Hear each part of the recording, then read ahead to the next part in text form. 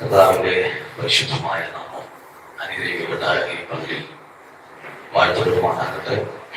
പ്രിയ ദൈവാസം സമർപ്പിച്ചതുപോലെ എൻ്റെ പേര് സോഫി ദേവസി എന്നാണ്.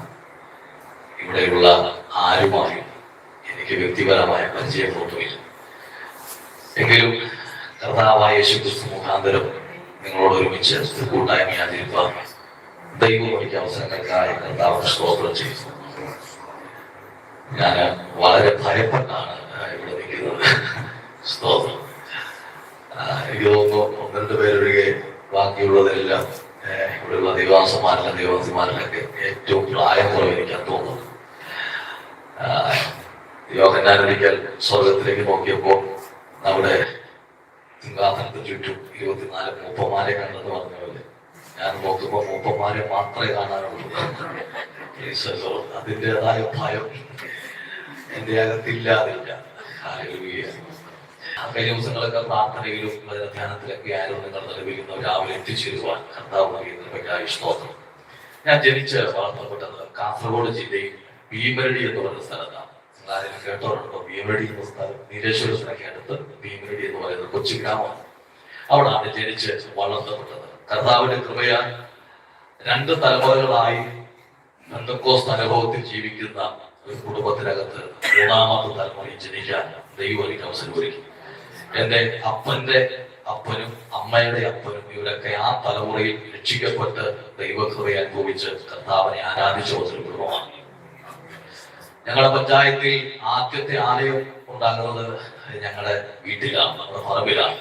ഇന്നവർക്ക് നല്ല ഓർമ്മയുണ്ട്. കാട്ടുകഴിക്കോലൊക്കെ വെട്ടി തൂണൊക്കെ ആക്കി ഓലയൊക്കെ മടഞ്ഞ് പുൽപ്പ പഴയ തഴപ്പായ്ക്കകത്തേക്ക് ആരാധിച്ച ഒരു പഴയ കാലം. അപ്പോ അങ്ങനെ ഒരു ആത്മീക അനുഭവമുള്ള പെന്തക്കോസ്ത് അനുഭവമുള്ള കുടുംബത്തിൽ ജനിച്ചു വളർത്തപ്പെടുവാൻ ഒരു 14 വർഷങ്ങൾക്ക് മുമ്പ് കർത്താവിന്റെ വിലയോടുള്ള ബന്ധത്തിൽ മറ്റ് കാര്യങ്ങളൊന്നും നോക്കാതെ കർത്താവിന്റെ വിളിയും തിരഞ്ഞെടുപ്പും നിയോഗവും മനസ്സിലാക്കിയപ്പോൾ തുടർ ജോലിയോ കാര്യങ്ങളോ വരുമാനങ്ങളോ ഒന്നും നോക്കാതെ ഈ പുസ്തകം എടുത്തുകൊണ്ട് കർത്താവിന്റെ വേലയ്ക്ക് ഇറങ്ങാൻ ദൈവം എനിക്ക് അവസരം.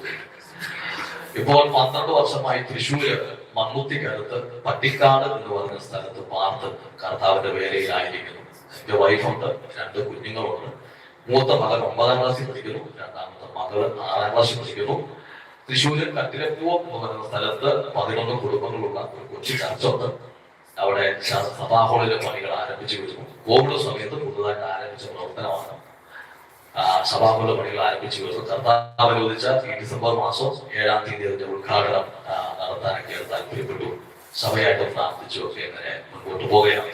സ്തോത്രം. ഇന്ന് മുതൽ നിങ്ങളുടെ നടുവിൽ കടന്നു വരുവാനും നിങ്ങളെ ഒരുമിച്ച് കാണുവാനും തിരുവചനം നിങ്ങളോട് സംസാരിക്കാനൊക്കെ ദൈവം നൽകിയ അവസരത്തിന് ഒത്തിരി സന്തോഷമുണ്ട്. കർത്താവ് നമ്മളെ ഒരുമിച്ച് സഹായിക്കുമാറാകണം.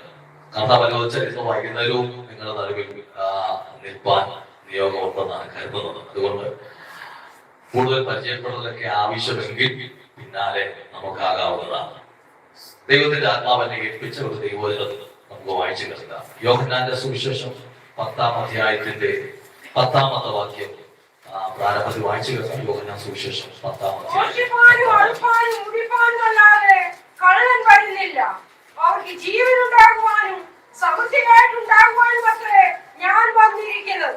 എല്ലാ കണ്ണുകളും ഒരു നിമിഷം കൊണ്ട് ദൈവസന്നിധിയിലടയ്ക്കാം. നമുക്ക് ഒരുമിച്ച് പ്രാർത്ഥിക്കാം. ഉപവാസ പ്രാർത്ഥനയുടെ 9ാമത്തെ പ്രഭാതത്തിൽ ഏകമനസ്സോടെ ഏക ആത്മാവിൽ ദൈവത്തെ ആരാധിപ്പാൻ കർത്താവ് ഭവനത്തിൽ നമുക്കൊരു അവസരം ഒരുക്കി നൽകിയല്ലോ. ഹല്ലേലൂയ. ഈ പകൽ ദൈവത്തിന്റെ സാന്നിധ്യ ശക്തിയോടെ ഈ ഹോളിനകത്ത് വ്യാപരിക്കപ്പെടേണ്ടതിനായി ഏകാഗ്ര ഹൃദയത്തോടെ നിർമ്മല മനസ്സോടെ ദൈവത്തെ അന്വേഷിക്കുന്ന, ദൈവത്തിന്റെ മുഖം അന്വേഷിക്കുന്ന പ്രിയപ്പെട്ടവരുടെ ദൈവത്തിന്റെ ആത്മാവിന്റെ ചലനമുണ്ടാകേണ്ടതിനായി ഒരുമിച്ച് നമുക്ക് ദൈവത്തിനെ പ്രാർത്ഥിക്കാം. Hallelujah, hallelujah, hallelujah, hallelujah, hallelujah, hallelujah, hallelujah. ചാവിനെ വെന്നുയർത്തവൻ വാനലോകമതിൽ ചെന്നു. ചാവിനെ വെന്നുയർത്തവൻ വാനലോകം അതിൽ ചെന്നു. സാധു എന്നെ ഓർക്കുന്നു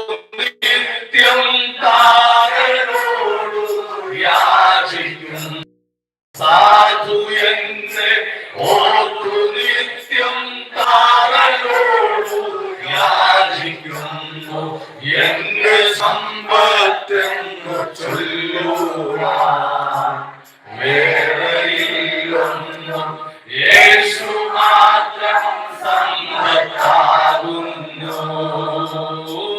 എന്റെ സമ്പത്തെന്നു ചൊല്ലുവാൻ വേറെയില്ലൊന്നും യേശു മാത്രം സമ്പത്താകുന്നു. എന്റെ സമ്പത്തെന്നു ചൊല്ലുവാൻ വേറെയില്ലൊന്നും യേശു മാത്രം സമ്പത്താകുന്നു.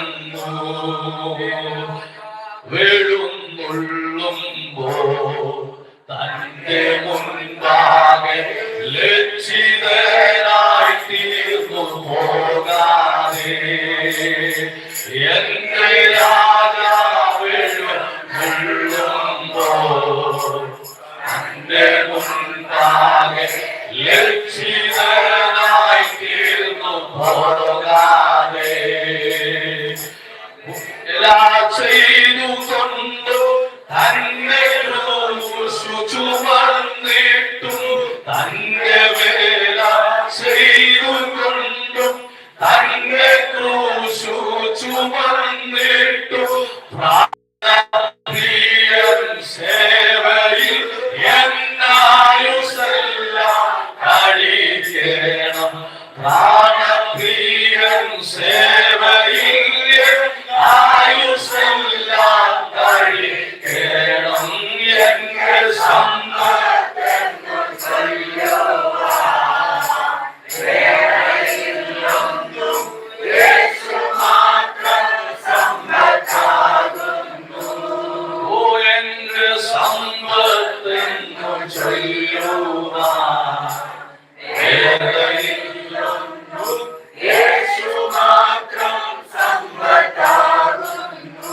പരിശുദ്ധനായ ദൈവമേ, ഞങ്ങളുടെ സ്വർഗീയ പിതാവേ, ഏറ്റവും മനോഹരമേറിയ നല്ല നിമിഷങ്ങൾക്കായി പ്രിയ ദൈവസഭ കഴിഞ്ഞ 8 ദിവസത്തോളമായി രാവും പകലും ഉപവാസത്തോടെ പ്രാർത്ഥനയോടെ തിരുസന്നിധിയിൽ ആരാധിച്ചും സ്തോത്രം ചെയ്തും പ്രാർത്ഥിച്ചും ജാഗരിച്ചും കടന്നു വരുന്നല്ലോ. കർത്താവേ, 9ാമത്തെ ദിനമായ ഇന്നു പകലിലും ആത്മാവിന്റെ ബലത്തോടും കരുത്തോടും കൂടെ ദൈവത്തെ ആരാധിപ്പാൻ, ദൈവസന്നിധിയിൽ കൂടി വരുവാൻ പരിശുദ്ധാത്മാവ് ഞങ്ങളെ സഹായിച്ചതിനായി സ്തോത്രം. ശരീരത്തിന് ആയുഷ് നൽകി, ആരോഗ്യം നൽകി, ദൈവകൃപ നൽകി കഴിഞ്ഞ ദിവസങ്ങളെല്ലാം മാറാത്ത സാന്നിധ്യത്തിന് നടുവിൽ ഞങ്ങളെ ഇരുത്തിയ ദൈവ സ്നേഹത്തിനായി സ്തോത്രം ചെയ്യുന്നു. ഇന്ന് പകൽ കർത്താവ് ഞങ്ങൾ ഒരുമിച്ച് തിരുമുഖത്തേക്ക് നോക്കുന്നു. ദൈവത്തിന്റെ ആത്മാവ് ഞങ്ങളോട് സംസാരിക്കണമേ. പരിശുദ്ധാത്മാവ് ഞങ്ങളുടെ തമ്മിൽ പ്രവർത്തിക്കണമേ. 2 3 പേരെ നാമത്തിൽ കൂടി നമ്മുടെ നടുവിൽ ഞാൻ ഉണ്ടൊക്കെ നരുളിച്ചത് കർത്താവ് ഇന്ന് പകൽ വാഗ്ദത്തം പോലെ ഞങ്ങളുടെ നടുവിൽ എഴുന്നള്ളി നിൽക്കൊണ്ട് ഞങ്ങളെ സ്തോത്രം ചെയ്യുന്നു. ദൂരവേ നിന്ന് ഞങ്ങളുടെ ഹൃദയത്തെയും ആലോചനകളെയും അന്തരിന്ദ്രിയങ്ങളെയും ശോധന ചെയ്തവരായ അഗ്നിജ്വാലകളുടെ കണ്ണുള്ളവരായ അവിടുത്തെ മുൻപാകെ ഞങ്ങൾ ഇരിക്കുമ്പോൾ സ്വർഗ്ഗം ഞങ്ങളോട് സംസാരിക്കണമേ. ഞങ്ങളുടെ ജീവിതങ്ങളെ പിന്നെയും പണിയണമേ. കർത്താവ് ഞങ്ങളെ പിന്നെയും ബലപ്പെടുത്തണമേ. ദൈവകൃപയാൽ ഞങ്ങളെ പിന്നെയും ശക്തീകരിക്കണമേ.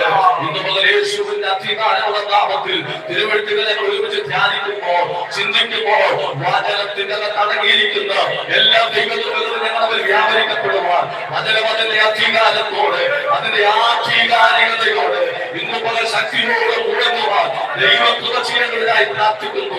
വചനമായ ചിലങ്ങളെ വിടുവിക്കുന്ന, വചനമായ ചിലങ്ങളെ ശക്തീകരിക്കുന്ന, വചനത്താൽ ഞങ്ങളെ താങ്ങുന്ന ദൈവകൃപയ്ക്കായി സ്തോത്രം. ഇന്ന് പല ഞങ്ങളുടെ ഹൃദയങ്ങളെ നിറയ്ക്കണമേ. വിശ്വസിക്കുന്നവരെ ഉള്ളിൽ നിന്ന് തിരുവെടുത്ത് പറയുന്നത് പോലെ ജലത്തിന്റെ നാഥികൾ ഒഴുകും എന്ന തിരുവെടുത്ത് പോലെ ആ ആത്മകഥയുടെ വ്യാപാരം ഞങ്ങളുടെ മുമ്പിൽ വ്യാപരിക്കേണ്ടത് ഞങ്ങളുടെ ശരീരത്തിലെ രോഗങ്ങൾ സൗഖ്യമാകണമേ. ശീലങ്ങൾ മാറണമേ. കഴുകന്മാരെ പോലെ ചിറകടിച്ചു കയറും എന്ന ദൈവത്തിന്റെ പ്രത്യക്ഷമായ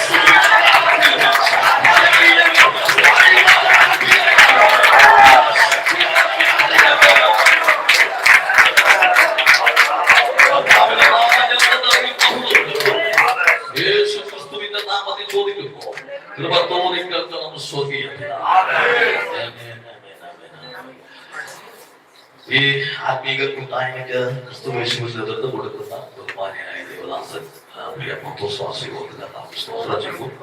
അദ്ദേഹത്തോട് ഒരുമിച്ച് ഈ സഭയിൽ ആരാധിക്കുകയും കർത്താവിന്റെ നിയോഗതരത്തിൽ ശുശ്രൂഷിക്കുകയും ചെയ്യുന്നു. മറ്റ് ദേവദാസന്മാരെ ഓർത്ത് കർത്താവിന് സ്തോത്രം ചെയ്യുന്നു. കർത്താവിന്റെ ചിതാവുമായ ക്രിസ്തുവേശുവിന്റെ പരിശുദ്ധ വന്ദനത്തെ അറിയിക്കുന്നു. കർത്താവ് നമ്മളെ ഒരുമിച്ച് സഹായിക്കുന്നതാണ്. യോഹന്നാന്റെ സുവിശേഷം 10-ാം അധ്യായം അതിന്റെ 10-ാമത്തെ വാക്യമാണ് ഇന്നത്തെ ചിന്തയ്ക്ക് ആധാരമായി നമ്മൾ വായിച്ചിട്ടുള്ളത്. നമുക്ക് എല്ലാവർക്കും സുപരിചിതമായ അടുത്തു പരിചയമുള്ള ഒരു തിരുവെഴുത്താണ് ഈ പകലിൽ ദൈവത്തിന്റെ ആത്മാവ് എന്റെ പക്കൽ എത്തിച്ചിരിക്കുന്നത്. പ്രാർത്ഥനയോടെ നമുക്ക് ദൈവവചന ചിന്തയിലേക്ക് പ്രവേശിക്കാം. കർത്താവ് നമ്മളോട് നമുക്ക് സംസാരിക്കുന്നതാണ്. യോഹന്നാന്റെ സുവിശേഷം എഴുത്തുകാരനെ കുറിച്ച് 12 കാര്യങ്ങൾ പറഞ്ഞ് മുൻപോട്ട് പോകാൻ താല്പര്യമുണ്ട്. യേശു കർത്താവിന്റെ ശിഷ്യന്മാരിൽ പ്രധാനിയായ ഒരു അനുഗ്രഹിക്കപ്പെട്ട ശിഷ്യനാണ് യോഹന്നാൻ. അദ്ദേഹത്തെ കർത്താവ് കാണുന്നത് ഗെന്നസരേത്താണ്, അഥവാ ഗലീല കടൽ തീർത്ത് വെച്ചാണ്. കർത്താവ് ആ തീർത്തുനിന്ന് പോകുമ്പോൾ തന്റെ അപ്പന്റെ പടകിനോട് ചേർന്നിരുന്ന് അപ്പനോട് കൂടെ ഇരുന്ന് വല നന്നാക്കിക്കൊണ്ടിരിക്കുന്ന 2 മക്കൾ യാക്കോബ് യോഹന്നാൻ. ആ അപ്പനോട് ചേർന്ന് ശൂന്യമായ പടകിനകത്തിരുന്ന് വല നന്നാക്കിക്കൊണ്ടിരിക്കുമ്പോൾ കർത്താവ് അവരുടെ മുഖത്ത് നോക്കി പറഞ്ഞു, എന്നെ അനുഗമിക്കാം എന്ന് പറഞ്ഞപ്പോൾ അപ്പനെയും വിട്ട് ശൂന്യമായ പടകം വിട്ട് കർത്താവിനെ പിൻഗമിച്ച ആ 2 പേരിൽ ഒരാളാണ് യോഹന്നാനാണ്.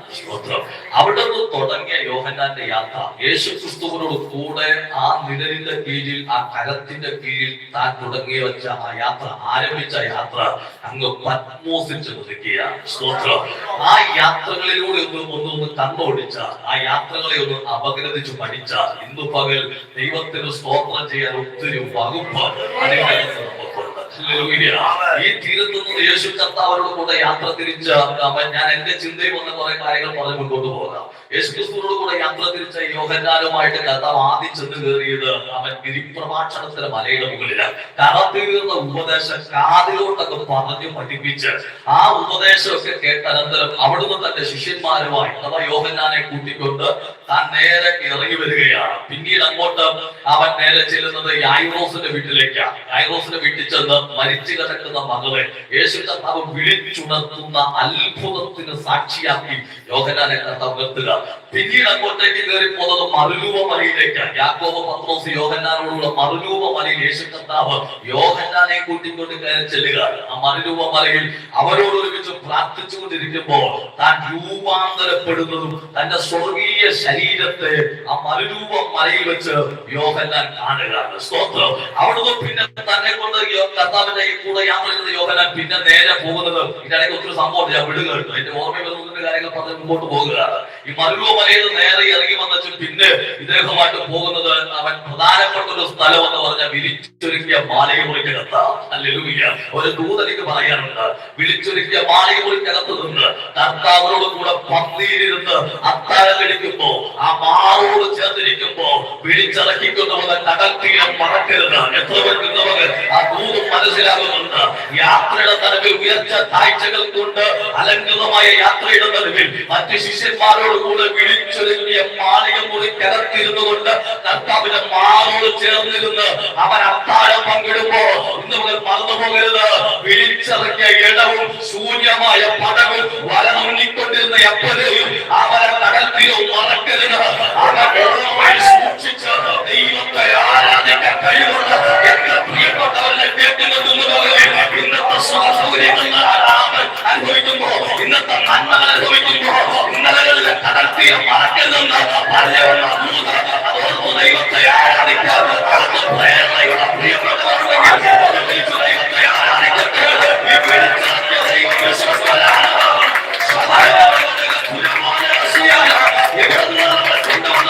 സൂര്യയുടെ നടുവിൽ നിന്ന് കാലർച്ചയുടെ നടുവിൽ നിന്ന് കരത്തീരയിൽ നിന്ന് സൂര്യമായ ഇന്ന്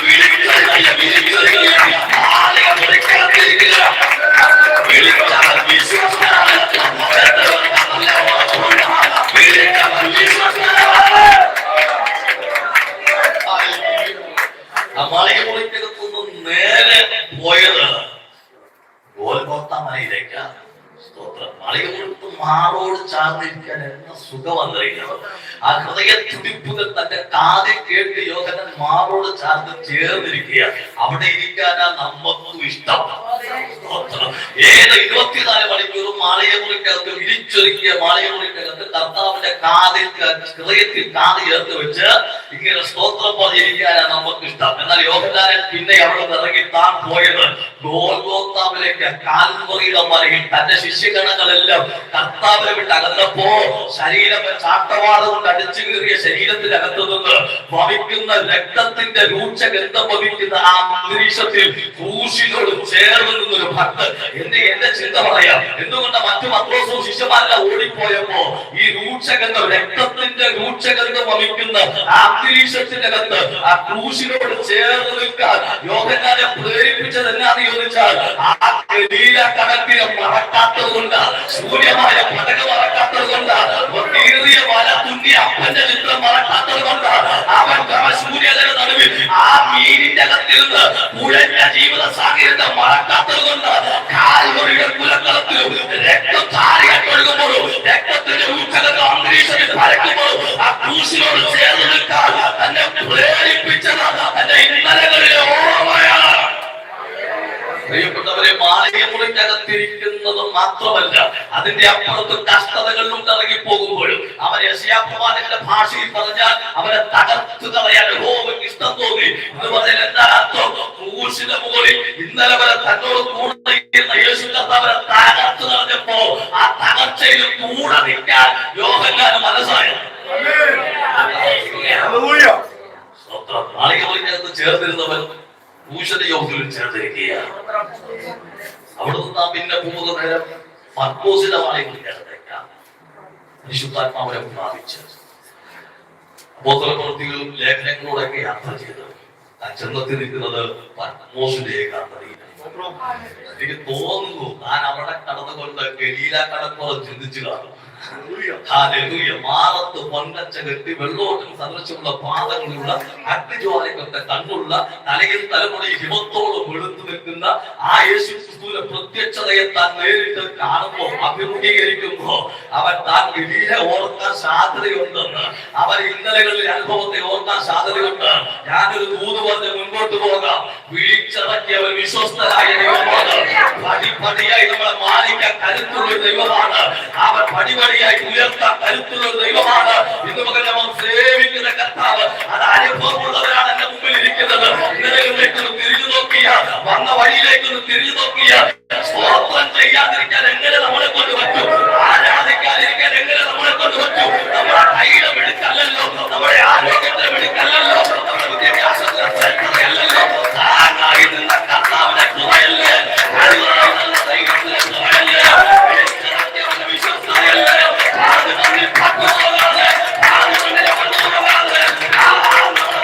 ദൈവത്തിന്റെ കൃപയാണ്.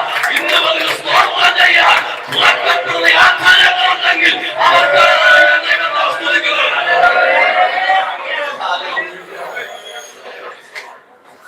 സുവിശേഷങ്ങൾ 4 എണ്ണമാണ്. എന്നാൽ ഇതിനൊക്കെ തികച്ചും വ്യത്യസ്തമായ സുവിശേഷമാണ് യോഹന്നാന്റേത്. തികച്ചും വ്യത്യസ്തം. മത്തായിയുടെ പോലെയോ ലൂക്കോസിന്റെ പോലെയോ മർക്കോസിന്റെ പോലെയോ ഒന്നല്ല യോഹന്നാൻ എഴുതിയിട്ടുള്ളത്. അദ്ദേഹത്തിന്റെ സുവിശേഷത്തോട് ഇറങ്ങിച്ചെന്ന ജീവൻ തുടിക്കുന്ന അധ്യായങ്ങളാണ് ഓരോ അധ്യായങ്ങളും. സ്തോത്രം. ജീവൻ തുടിക്കുന്ന അധ്യായങ്ങൾ. എന്തുകൊണ്ടാണ് യോഹന്നാനെ മറ്റുള്ളവർ എഴുതിയിൽ നിന്ന് വ്യത്യസ്തമായ എഴുത്ത് യോഹന്നാന്റെ തൂലികയിൽ നിന്നും പുറത്തു പോരാൻ കാരണമെന്ന് അന്വേഷിച്ചാൽ അത് ഒറ്റ കാര്യത്തിൽ കണ്ടെത്താൻ പറ്റത്തുള്ളൂ. ഇത് എന്താ പറയാ, ഈ കാനാവിലെ കല്യാണ വീട്ടിൽ വെള്ളം വീഞ്ഞാക്കിയ അനുഭവം മാത്രമല്ല യോഹന്നാനുള്ളത്. പച്ചവെള്ളത്തെ രൂപാന്തരപ്പെട്ട് വീഞ്ഞു കുടിച്ച അനുഭവം മാത്രമല്ല യോഹന്നാനുള്ളത്. അപ്പത്തെ വർദ്ധിപ്പിച്ച് മീനിനെ വർദ്ധിപ്പിച്ച മീനും അപ്പവും കഴിച്ച അനുഭവം മാത്രമല്ല യോഹന്നാനുള്ളത്. ഇതിനൊക്കെ അപ്പുറമായിട്ട് ശിഷ്യന്മാരെല്ലാം പീലാത്തോസിന്റെ കൽത്തളത്തിന് പുറത്തു നിൽക്കുമ്പോ പീലാത്തോസിന്റെ കത്തളത്തിനകത്ത് യേശു കർത്താവിനെ ചാട്ടവാർ കൊണ്ട് അടിക്കുമ്പോ അത് കണ്ടു നിന്ന വ്യക്തിത്വമാണ് യോഹന്നാൻ. അവനെ ക്രൂശിനോട് ചേർന്ന് നിന്ന വ്യക്തിത്വമാണ് യോഹന്നാൻ. എന്ന് പറഞ്ഞാൽ തകർച്ചയുടെ നടുവിൽ കർത്താവിന്റെ മാറത്തുന്നവർ ആ മുറിപ്പാടുകളെ കണ്ട് തകർച്ചകളെ കണ്ടു നിന്ന മനുഷ്യനാണ് യോഹന്നാൻ. അപ്പൊ ആ തകർച്ചകളെ കണ്ട് തീഷ്ണമേറിയ അനുഭവത്തെ കണ്ട് ആ അനുഭവം കൂടെയുള്ള ഈ ശിഷ്യൻ അവൻ സുവിശേഷം എഴുതുമ്പോ അതിനകത്ത് ജീവൻ ചലിച്ചില്ലെങ്കിലേ അവൻ അത്ഭുതമുള്ളത്. ഇതാണ് യോഹന്നാന്റെ അനുഭവം. മറ്റുള്ള ശിഷ്യന്മാരിൽ നിന്നും വ്യത്യസ്തനായ കർത്താവിന്റെ കഷ്ടതയ്ക്ക് പങ്കാളിയായ യോഹന്നാൻ അദ്ദേഹത്തിന്റെ എഴുത്തിലും വേറിട്ട അനുഭവങ്ങളുണ്ട്. എനിക്ക് ഒത്തിരി ഇഷ്ടമായ യോഹന്നാന്റെ സുവിശേഷം. 1 മുതലുള്ള അധ്യായങ്ങളെ കൊണ്ട് പഠിച്ചു കഴിഞ്ഞാൽ രൂപാന്തരപ്പെടുത്തുന്ന കർത്താവിനെ എല്ലാ അധ്യായത്തിനകത്തും കാണാം. നിങ്ങൾ കണ്ടിട്ടുണ്ടോ? ഞാൻ ഇന്നലെ വരെ കണ്ടിട്ടില്ല. ഇന്നലെ രാത്രിയിലാണ് കർത്താവിനെ കാണിച്ചു തന്നത്. എല്ലാ അധ്യായത്തിനകത്തും രൂപാന്തരപ്പെടുത്തുന്ന കർത്താവിന്റെ ചിത്രം കൊടുത്തിട്ടുണ്ട്. 1-ാം അധ്യായത്തിനകത്ത് 1:14 വചനം ജഡമായി മാറി രൂപാന്തരം സംഭവിക്കുകയാണ്. വചനം ജഡമായി മാറി കൃപയും സത്യവും നിറഞ്ഞവനായി നമ്മുടെ ഇടയിൽ പാർത്തു. അവിടെ തൊട്ട് തുടങ്ങുന്ന രൂപാന്തരത്തിന്റെ കഥകൾ ഓരോ അധ്യായത്തിനകത്തും ചെലഞ്ഞാൽ നമുക്ക് കണ്ടെത്താൻ പറ്റും. 1-ാം അധ്യായത്തിൽ വചനം ജഡമായി മാറിയ രൂപാന്തരമാണെങ്കിൽ 2-ാം അധ്യായത്തിൽ പച്ചവെള്ളത്തെ പുതുവീഞ്ഞാക്കി മാറ്റിയ മറ്റൊരു രൂപാന്തരം 2-ാം അധ്യായത്തിൽ നമുക്ക് കാണാം. പച്ചവെള്ളത്തെ വീഞ്ഞാക്കി മാറ്റുന്ന അവൻ രൂപാന്തരത്തിന്റെ അനുഭവം നമുക്ക് ഇവിടെ കാണാം. 3-ാമത്തെ അധ്യായത്തിലേക്ക് വരുമ്പോൾ അവൻ നമുക്ക് അവിടെ നിക്കേതുമോസിനെ കാണാൻ പറ്റും. അവൻ പരീശനായിരുന്ന അഥവാ യഹൂദന്മാരുടെ പ്രമാണിയായിരുന്ന ഉപദേഷ്ടാവായിരുന്ന നിക്കേതുമോസിന്റെ ഹൃദയത്തിനകത്ത് രൂപാന്തരം വരുത്തുന്ന കർത്താവിനെ നമുക്ക് ഇവിടെ കാണാം. 4-ാം അധ്യായത്തോട് ചെന്ന് കഴിഞ്ഞാൽ ജീവിതം മുഴുവൻ തകർന്ന് തരിപ്പണമായെന്ന് നാട്ടുകാർക്കും വീട്ടുകാർക്കും മുഴുവൻ ബോധ്യം വന്ന ശമറിയക്കാരന്റെ സ്ത്രീയെ ഒരു കിണറിന്റെ വക്കി വെച്ച് സംസാരിച്ചപ്പോൾ അവരുടെ ജീവിതത്തിൽ പച്ചയായ രൂപാന്തരം വരുത്തുന്നത് 4-ാം അധ്യായത്തിൽ നമുക്ക് കാണാം. ഒരു ഞാൻ പറയാം. 3-ാം അധ്യായത്തിൽ ഉപദേഷ്ടാവിന് രൂപാന്തരം കൊടുത്തിട്ട് വലിയ പ്രയോജനമൊന്നും ഇല്ലാതിരുന്നപ്പോ 4-ാം അധ്യായത്തിൽ ശമരിയക്കാരിക്ക് രൂപാന്തരം വന്നപ്പോ അവരുടെ പട്ടണത്തെ കണ്ട വിളക്ക് യോഗ്യതയുള്ളവൻ പലരും അനങ്ങാതിരുന്നപ്പോ അവൻ പുറത്തിറങ്ങാതിരുന്നപ്പോൾ അനങ്ങാതിരുന്നപ്പോ ഒരു യോഗ്യതയില്ലാത്ത ശമരിയക്കാരിക്ക് വ്യക്തമായ രൂപാന്തരം നൽകി അവളുടെ പട്ടണത്തെ ഇറക്കിയ എന്റെ ദൈവത്തെ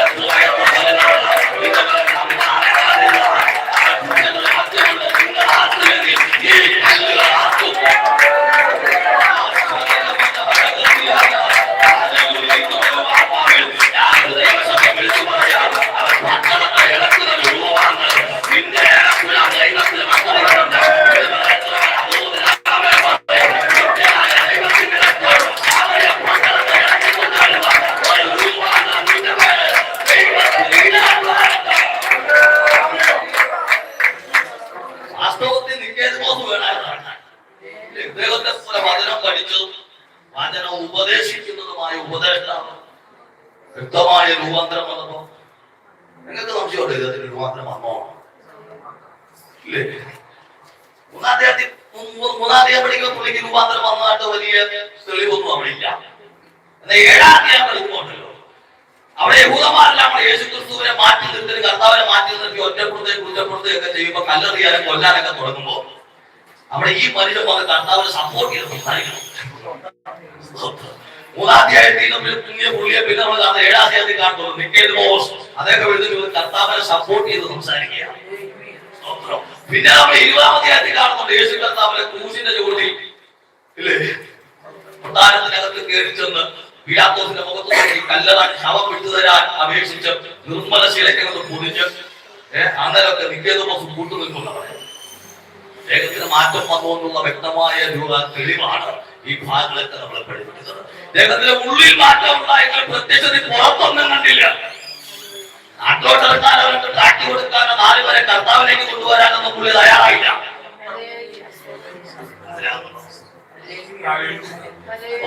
പുള്ളി പിടിച്ച സർട്ടിഫിക്കറ്റും പുള്ളിക്ക് അകത്ത് കിട്ടിയ ഊതും വെളിപ്പാടും കർത്താവുള്ള രൂപാന്തരമായിട്ട് പുള്ളിയുടെ വീട്ടിൽ ഒതുങ്ങിയതല്ലാതെ പുറത്തോട്ടിറങ്ങാൻ തയ്യാറായില്ല. അങ്ങനെ നിക്കേതുമോസ് അകത്ത് ഒതുങ്ങിയപ്പോ 4-ാം അധ്യായത്തിൽ ശമരിയെന്ന് വന്ന് ജീവിതം തകർന്ന ഒഴിവുകളുമായിട്ട് കർത്താവ് സംസാരിച്ചു. ആ കിണറ്റിന്റെ കരയിൽ വെച്ച് അവർക്ക് അവളുടെ ഹൃദയത്തിനകത്ത് രൂപാന്തരം ഉണ്ടായി. അവൾ അടങ്ങിയിരുന്നില്ല, അവൾ മിണ്ടാതിരുന്നില്ല. അവൾ അവളെ കൊണ്ടുവന്ന ആ കലം അവിടെ വെച്ചിട്ട് പട്ടണത്തിലേക്ക് ഓടിയെന്നാ പറഞ്ഞേ. എന്റെ ചിന്ത, അവളെ വിട്ടുപോയ 5 ഭർത്താക്കന്മാരും ആ പട്ടണത്തിൽ തന്നെ കാണാനാണ് സാധ്യത. അതാവല്ലേ 5 ഭർത്താക്കന്മാര് ഇപ്പോ ഉള്ളവരും. അപ്പൊ ഇപ്പോ ഉള്ളവരും മുമ്പേ ഉണ്ടായിരുന്നതൊക്കെ ആ പട്ടണത്തിനകത്തുണ്ട്.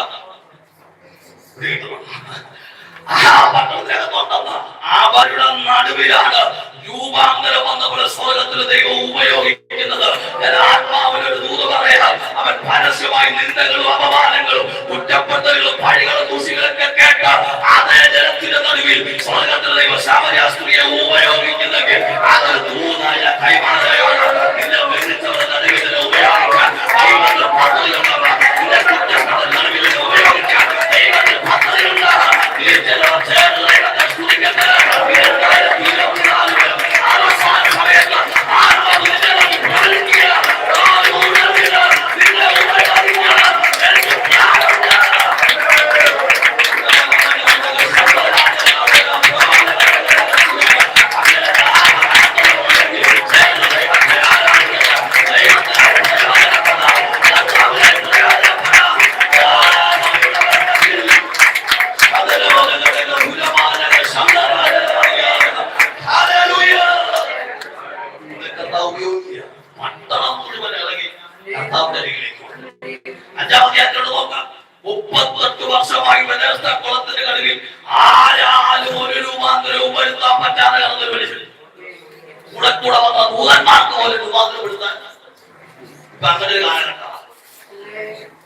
ഭൂതന്മാരെ കൂടെ ദൈവാസമാണെങ്കിൽ ഇവിടെ ആരെങ്കിലുമൊക്കെ വന്നോന്ന് പറയുന്നില്ല. തൃശ്ശൂരൊക്കെ വരുന്നത് കൂടെ കൂടെ വരും. കഴിഞ്ഞ ദിവസം ഒരു പുള്ളി തൃശ്ശൂരുള്ളയാണ്, എന്റെ സ്നേഹിതരാണ്. അതൊക്കെ ഫേസ്ബുക്കിലാണ് നമ്മൾ നോക്കിക്കൊണ്ടിരിക്കുമ്പോൾ പുള്ളി പറയുകയാണ്, ഞാൻ കഴിഞ്ഞ ദിവസം കിടന്നുറങ്ങി. ഞാൻ ഉറങ്ങി കിടക്കുമ്പോ കാലയാണ് കിരണ്ടുന്നു. നിങ്ങൾക്ക് പദം അറിയാതെ കിരണ്ടുക അല്ലേ? കാലയാണ് ആ ചൊറിയുന്നു. ഞാൻ കണ്ണു തുറന്ന് നോക്കിയപ്പോ ഭൂതനായിരുന്നു. ഞാൻ കണ്ണു തുറന്ന് നോക്കിയപ്പോ ഭൂതൻ കടന്നുള്ളത് കാലയിലായി. സാക്ഷ്യം കേട്ട് കഴിഞ്ഞാൽ ഇപ്പൊ ഭൂതന്മാർക്ക് സ്വർഗത്തിൽ ഒരു പണിയില്ലാത്തവൻ അവർ ബോറടിച്ചിരിക്കുകയാണ്. എവിടെയെങ്കിലുമൊക്കെ ആരെങ്കിലുമൊക്കെ മുമ്പിൽ വന്ന് കാലയിൽ കിട്ടുമോ, തലയെ പിടിക്കുമോ, ഉന്തിയിടുക. പത്തിയുടെ ഭൂതന്മാർക്ക് വേറെ ഒരു പണി അവിടെ. ഇവിടെ വിലയിരുത്ത കുളക്കരവില് കൂടെ ദൂതം വരുന്നത് കുളക്കരക്കാൻ കൂടെ പ്രത്യക്ഷപ്പെടുന്ന ദൂതന് പോലും രൂപാന്തരപ്പെടുത്താൻ കഴിയാതിരിക്കുന്ന ഒരു 38 വർഷമാണ് കുളക്കടവിൽ കിടക്കുക. നാട്ടുകാർക്ക് രൂപാന്തരം കൊടുക്കാൻ പറ്റിയില്ല, വീട്ടുകാർക്ക് പറ്റിയില്ല, വൈദ്യന്മാർക്ക് പറ്റിയില്ല, ശാസ്ത്രത്തിന് പറ്റിയില്ല. കൂടെ പ്രത്യക്ഷപ്പെടുന്ന ദൂതന് പോലും രൂപാന്തരം കൊടുക്കാൻ പറ്റാതെ 38 ആ കുളക്കടവിൽ കിടന്നവര് സെക്കൻഡ് വെച്ച് രൂപാന്തരം വരുത്തിയ നസ്രായനികൾ കണ്ടോ?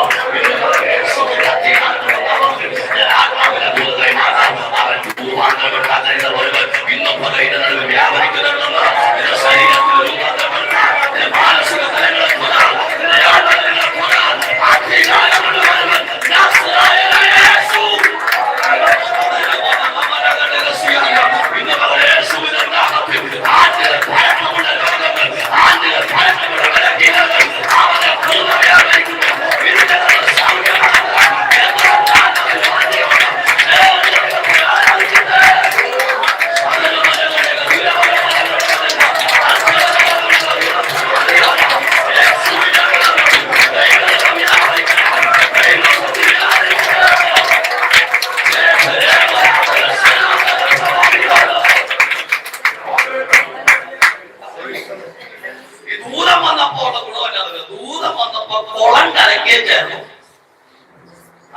സൗഖ്യം കൊടുക്കണം. കുളം കലക്കേച്ച് നോക്കിക്കൊടുക്കും. കർത്താവ് എന്നപ്പോൾ പ്രത്യേകത കുളം കലക്കേച്ച് സൗഖ്യം കൊടുക്കില്ല. സൗഖ്യം കുളം കൊടുത്തേച്ച് നാടനാണ്. ദൂതൻ കുളം ഇടക്കേച്ച് സൗഖ്യം കൊടുക്കും. കർത്താവ് സൗഖ്യം കൊടുത്തേച്ച് നാടകം. കർത്താവ് സൗഖ്യം തന്ന ഇന്നത്തെ നമ്മുടെ ഉള്ളായ്മ സൗഖ്യം തരുന്നവരുമല്ല.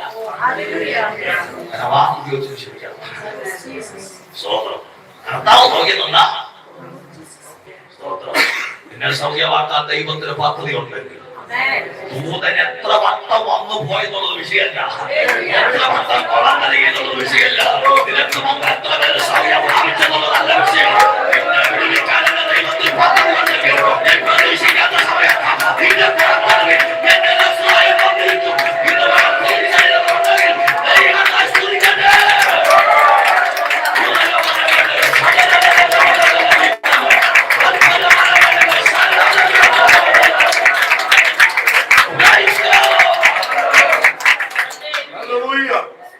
ഞാനൊരു അനുഭവം പറയാം. എന്റെ കുഞ്ഞുനാളിൽ കാര്യം 2 തലമുറകളെക്കാട്ട് വിശ്വാസത്തിൽ ഉള്ള ബന്ധക്കോസ് അനുഭവമുള്ള വീട്ടിലേക്ക് ജനിച്ചു വളർത്തപ്പെട്ട വ്യക്തി തന്നെയും ഈ വിശ്വാസവും ഈ രൂപാന്തരവും ഈ മാനസാന്തരവും ഒക്കെ എന്നിൽ വരാൻ കുറെ സമയം കുറച്ച് കാലഘട്ടം തന്നെ അങ്ങനെ ഒരു ബ്രാക്കറ്റ് പീരീഡിൽ ഞാനിങ്ങനെ ലോകവുമായിട്ട് ഇടപെട്ട സഭയിലുണ്ട്, പുറത്തുമുണ്ട്.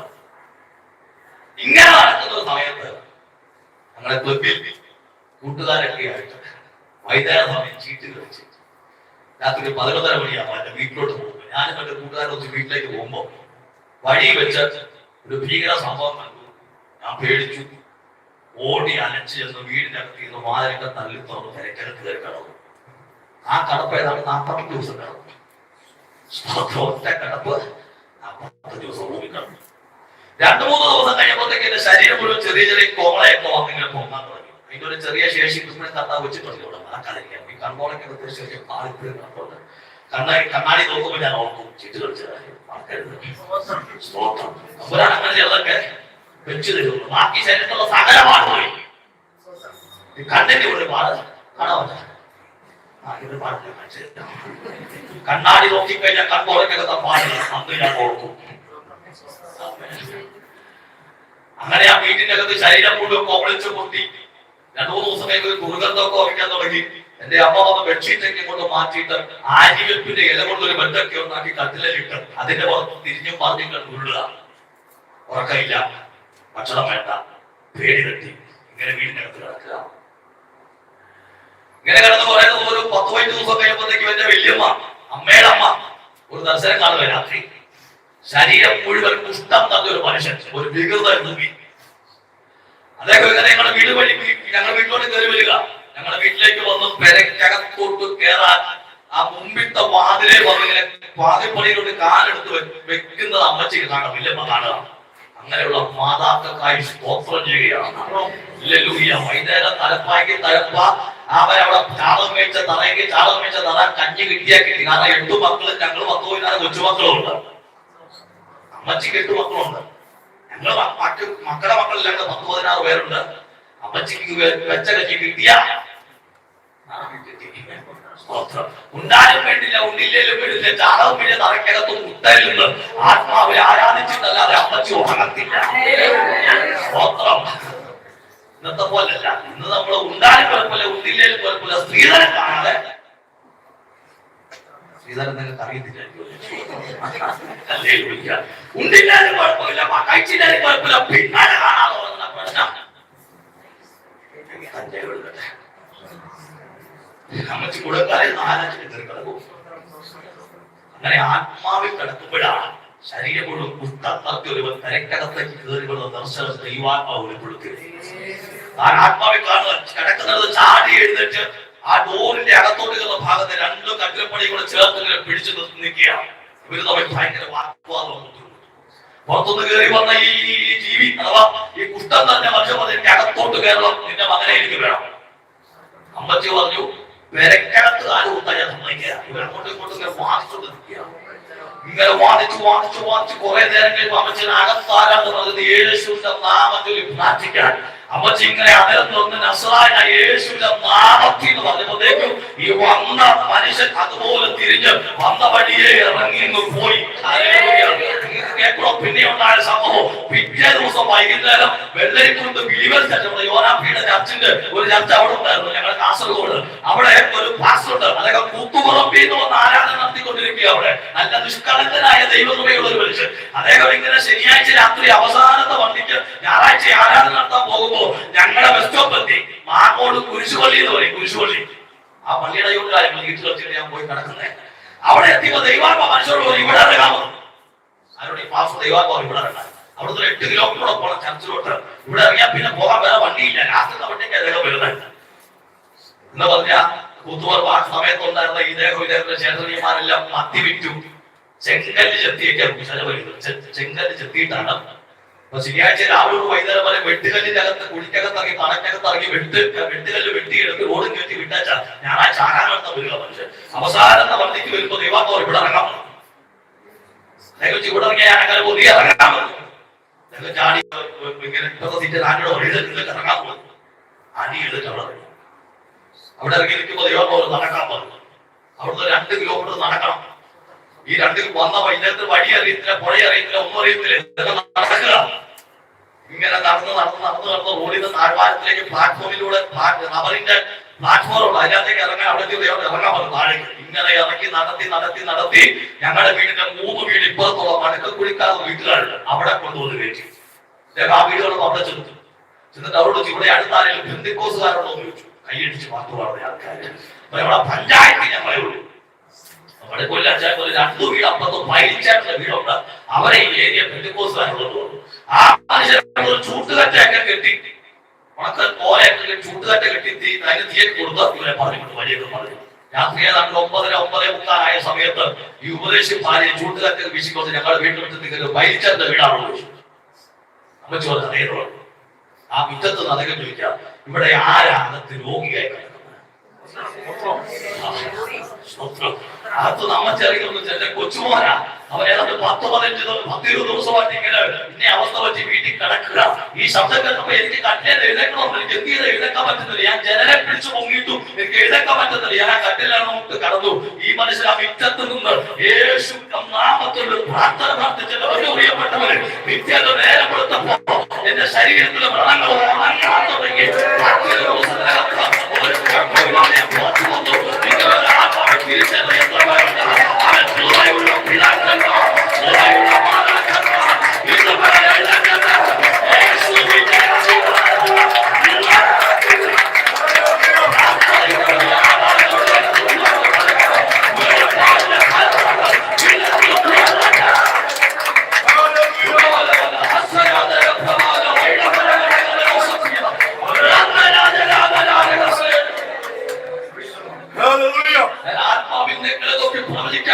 നിങ്ങളുടെ ആത്മതലം തുറക്കപ്പെടട്ടെ.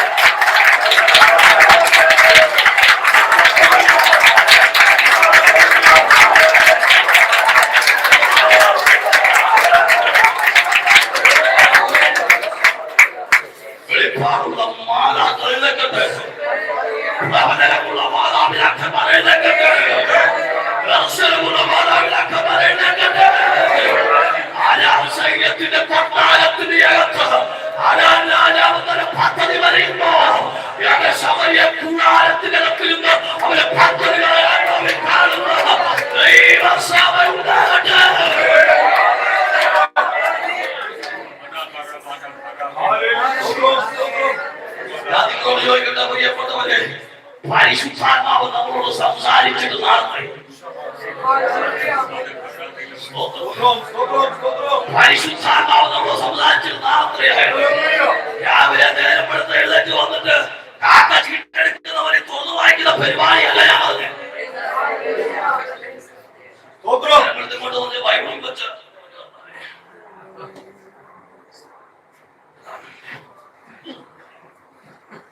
കൊങ്ങായിട്ട് പിടിക്കുന്ന പകരമാണെങ്കിൽ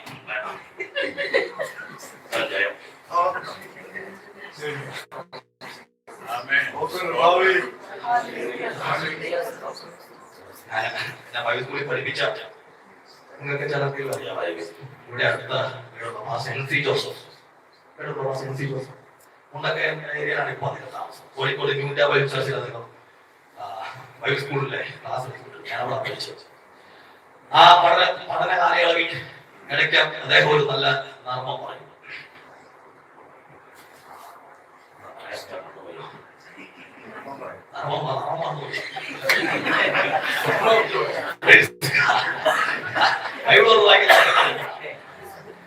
പറയാണ് നമ്മളോട് ദൈവം സംസാരിക്കുന്നെങ്കിൽ സമയം കണ്ട് ഓടി വന്ന് ബൈബിൾ എടുത്ത് വെച്ചിട്ട് തിരുമ്പി യൂദാ പോയി കെട്ടിലാണ് ചത്തു അതെന്നോടതല്ലെന്ന് പറഞ്ഞ് ബൈബിൾ മണിക്കില്ല വീണ്ടും അടുത്ത ഭാഗം തുറന്നപ്പോ പിന്നെയും കണ്ണുകൊടുത്ത് കണ്ടത് നെയ്യും പോയി. അങ്ങനെ തന്നെ പരിപാടിയല്ല ഞാൻ പറഞ്ഞത്. ആ ദൈവമനുഷ്യൻ മസ്സയിലിരുന്ന് കേട്ടില്ലേ? 6 കിലോമീറ്റർ അപ്പുറത്ത് ഇറങ്ങാൻ നേരം ഇറങ്ങാൻ വേണ്ടി വന്നപ്പോ 8 കിലോമീറ്റർ ഇപ്പുറത്തുനിന്ന് പരിശുദ്ധാത്മാവ് സംസാരിച്ച കേട്ടില്ലേ? നീ ഇവിടെ ഇറങ്ങാൻ ഗൂഗിൾ മാപ്പ് ഇട്ടല്ല പുള്ളി വീട്ടിൽ വന്നേ. ഗൂഗിൾ മാപ്പ് ഇട്ടല്ല വീട്ടിൽ വന്നേ. ഒരു 1.5 കിലോമീറ്റർ ടാറിട്ട റോഡിൽ കൂടെ നടന്ന ശവക്കോട്ടയുടെ അടിയിൽ കൂടെ ഇറങ്ങി അവൻ പിന്നെ വരുന്ന ഏക്കർ കണക്കിന് റബ്ബർ തോട്ടത്തിനകത്തൂടെ ഒരു വെട്ടം പോലും ഇല്ലാതെ മനുഷ്യരെ നടത്തിയ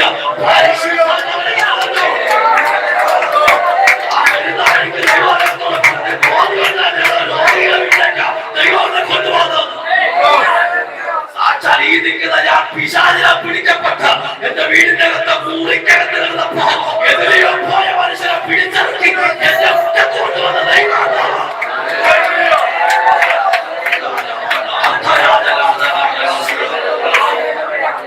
ആ ദൈവശബ്ദം കേട്ടിട്ട് അത് ഇന്നലെ കൊണ്ടുവന്ന തലവന്റെ തൂത് പോലെ പ്രവാചകൻ മകനെ മകളെ ഇതല്ല ഞാൻ പറഞ്ഞു. ആ ഒരു കാര്യമല്ല ഞാൻ പറഞ്ഞു. നമ്മൾ ചെല്ലുന്നോർത്തല്ലാതെ ആ അന്യഭാഷയെ തലയൊക്കെ വെച്ച് തൂത് മകനെ വിളി കേട്ട പുള്ളി ആദ്യമായിട്ട് ഒരാൾ മകനെ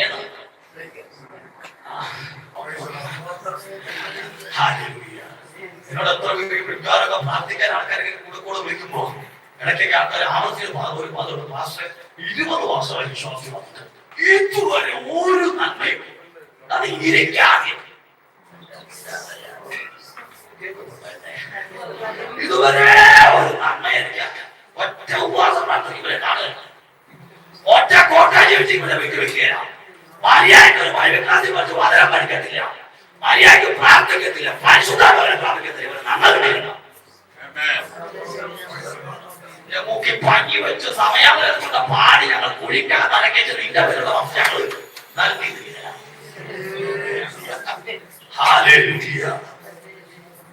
ഇരിക്കാൻ തയ്യാറായോ? 5 അപ്പം 3 ദിവസം പറയുകയാണ്. 3 ദിവസം പറയുക 5 അപ്പം കയ്യിലേക്ക് ഉയർത്തി കർത്താവിനെ വിശ്വസിച്ച് കണ്ടോ ഇരിക്കാൻ തയ്യാറായവരൊന്നും പോലും കൈയോട് ചെയ്യാം.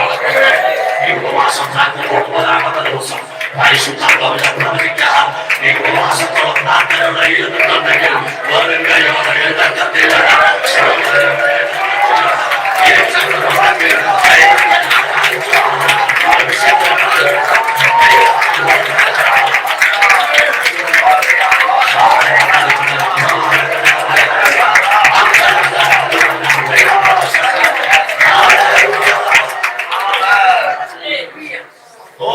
അപ്പുറത്ത് മാറി നോക്കി നിൽക്കുന്നവൻ കാണുകയാണ്.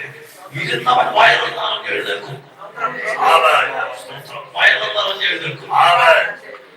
ഈ ഇരുത്താൻ തയ്യാറായ ശിഷ്യന്മാരെയാണ് അവന്റെ ഇരുത്താൻ തയ്യാറായ ശിഷ്യൻ. 5 അപ്പം കണ്ട 5000 എണ്ണത്തോടൊക്കെ ഇരിക്കി ഒരു അസാധാരണ ധൈര്യമാണ്.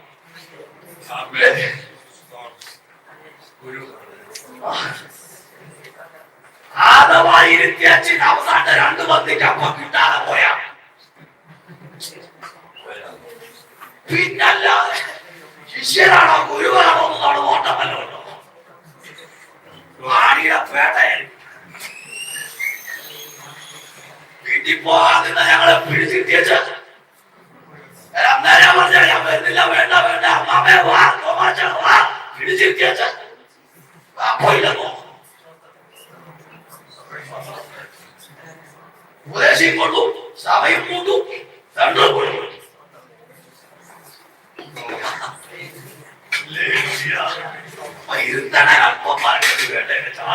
ധൈര്യം വേണോ? അങ്ങനെ അകത്ത് ധൈര്യമുള്ള ശിഷ്യന്മാർക്ക് എന്തെങ്കിലുമൊക്കെ കാണിക്കാൻ പറ്റും. അകത്ത് ധൈര്യമുള്ള ശിഷ്യന്മാർക്ക് എന്തെങ്കിലുമൊക്കെ സ്വർഗത്തോട്ട് നേടാൻ പറ്റത്തുള്ളൂ. നീ എന്റെ യജമാനൻ എന്റെ കർത്താവിന്റെ വാക്ക് കേട്ടിരിക്കാൻ തയ്യാറായാൽ ഇവരെല്ലയോടെ ഏതൊക്കത്തിലും തുറന്നുള്ള ശിഷ്യമാണെങ്കിൽ അവരെ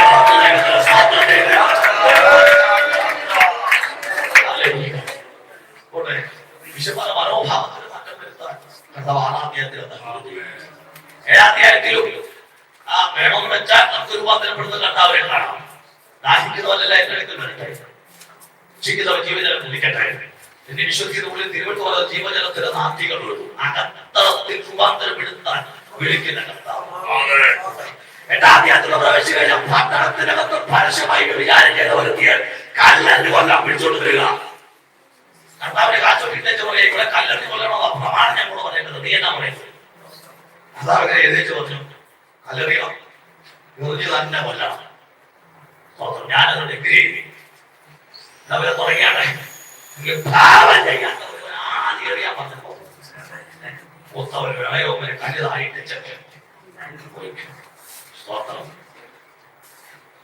ഭാവിയായ സ്ത്രീയുടെ ഹൃദയത്തിനകത്ത് കർത്താവ് വലിയ രൂപാന്തരം കൊടുക്കുക.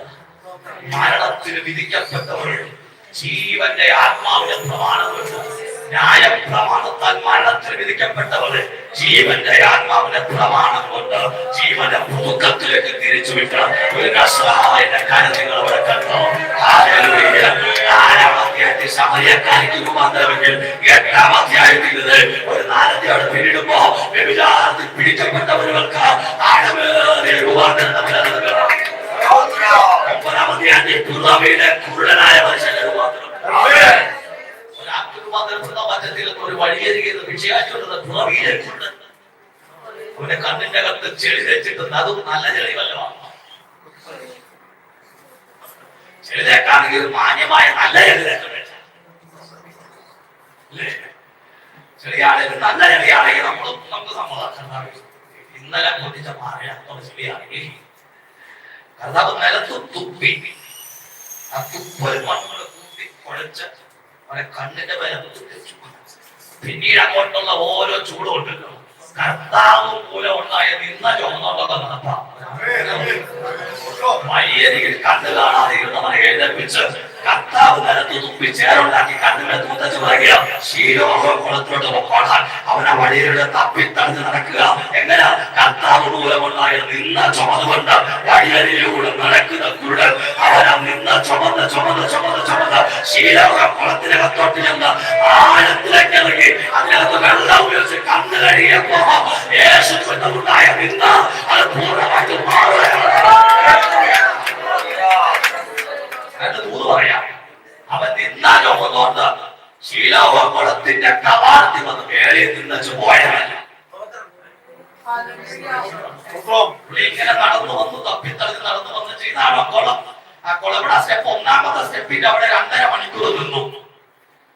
2.5 മണിക്കൂർ കഴിഞ്ഞപ്പോ ഈവനത്തോടെ പോകാൻ ആശീർവാദം കേട്ടപ്പോ അവൻ അവിടെ നിന്ന് തിരിഞ്ഞോണ്ടല്ലോ സ്റ്റെപ്പ്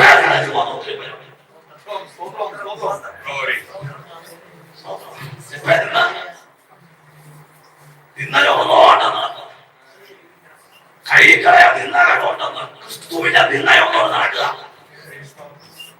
സ്റ്റെപ്പ്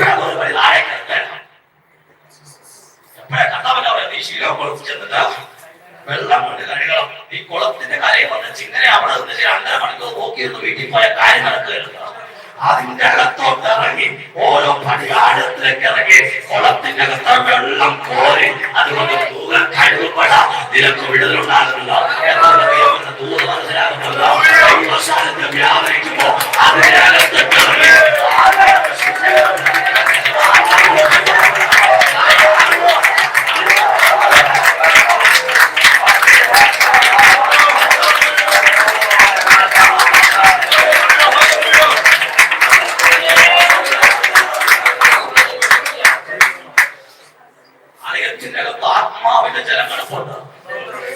ഇതിനകത്തോട്ട് ഇറങ്ങിയിട്ടുണ്ടല്ലോ, അങ്ങോട്ട് കുനിഞ്ഞ വെള്ളം ഉപയോഗിച്ച് കഴുകാൻ തയ്യാറായ അവരെ ചുമന്നിറങ്ങിയ ചെളി തിരിച്ചു ചുമക്കുകയാണ്. വന്നതുപോലെ തിരികെ പോകുകയാണ്. തിരിക്കുകയല്ല. നാട്ടുകാരും വീട്ടുകാരും അയൽക്കാരും അറിയാത്ത കരയിൽ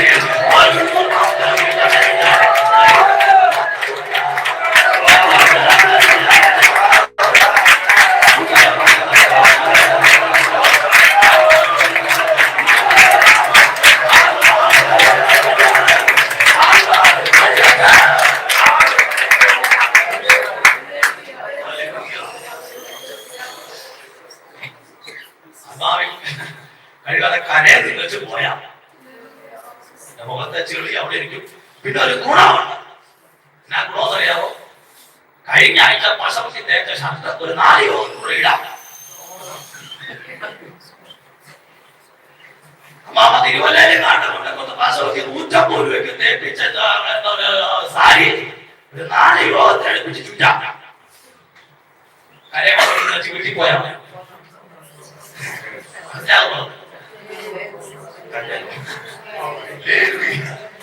പക്ഷെ സാരിയുടെ ചുളിവും ഡ്രസ്സിന്റെ ചുളിവൊന്നും നോക്കാതെ ആ കുളത്തിനകത്തേക്ക് ഓരോ സ്റ്റെപ്പ് താഴെ ഒന്ന് തുലിഞ്ഞ വെള്ളം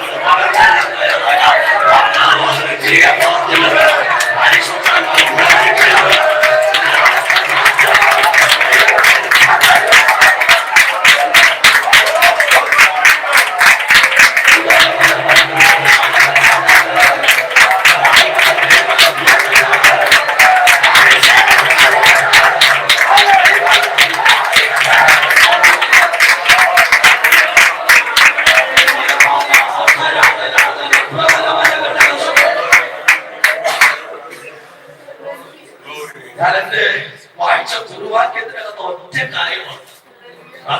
12 കാലമയോ വസന്തരാമയോ ഒറ്റ കാര്യം നമ്മൾ വായിച്ച കുറുവാക്യതാണ്. മോഷ്ടിപ്പാൻ,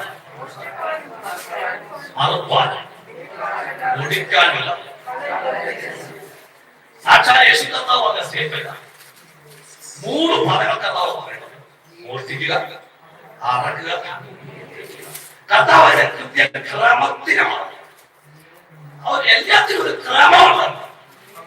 നമുക്ക് ഒരു ക്രമവും നമ്മളെത്ര പേര് വാക്യം കൃത്യമായിട്ട് പറയുന്നുണ്ട്. സാക്ഷ്യപരയിലിരിക്കുമ്പോ മുടിക്കാനും മോഷ്ടിപ്പാനും അറക്കാനും ഇല്ലാതെ കള്ളം പറ്റില്ലെന്ന് ആരും പറഞ്ഞു. ചിലത് അറക്കാനുള്ള ആദ്യം പറയും, അറക്കാനും മോഷ്ടിക്കാനും കുടിക്കാനും ഇല്ലാതെ ചിലത് കുടിക്കാനുള്ള ആദ്യം പറയും. ഇപ്പോഴും ഒരു വാക്യം നേരാവണ്ണം പറയാൻ നമുക്ക് തീയത്തില്ല. പിന്നെ 2-3 പേർ എന്റെ നാമത്തിൽ എവിടെ കൂടി വന്നാലും പറയുന്ന വിശ്വാസം ഇപ്പോഴും ഉണ്ട്. 56 വർഷമായി വിശ്വാസമുണ്ട്. 56 വർഷമായി സാക്ഷി പറയുന്നത് ഇപ്പോഴും പറയുന്നത് 2-3 പേർ എന്റെ നാമത്തിൽ എവിടെ കൂടി വന്നാലും അവിടെ ഞാൻ പള്ളി പറഞ്ഞാൽ എവിടെ കൂടി വന്നാലും നല്ല കൂടി വരുന്ന ആ വാക്യം ഇതുപോലെ തെറ്റിക്കുന്ന ആൾക്കാർ നമുക്ക് എഴുന്നേറ്റ് നിൽക്കുമ്പോ അന്നേരം കിട്ടുന്നതെന്തോ അതങ്ങോട്ട് പറയുക. ആത്മാവ് പറയുന്നു അതായിരിക്കാൻ പറ്റാത്ത ബോധക്കേട് മൊത്തം പറഞ്ഞിട്ട് ആത്മാവ് പറയുന്നത് പറഞ്ഞു.